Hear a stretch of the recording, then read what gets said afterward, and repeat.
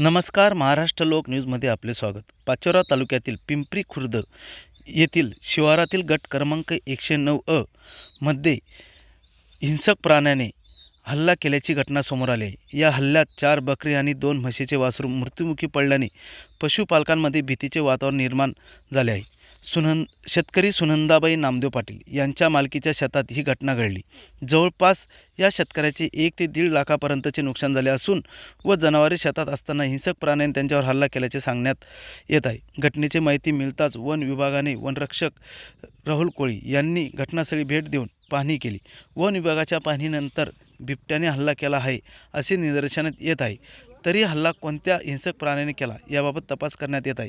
परिसरात अशा प्रकारच्या घटना पुन्हा घडू नये यासाठी वन विभागाने आवश्यक उपाययोजना कराव्यात अशी मागणी पशुपालकांकडून होत आहे.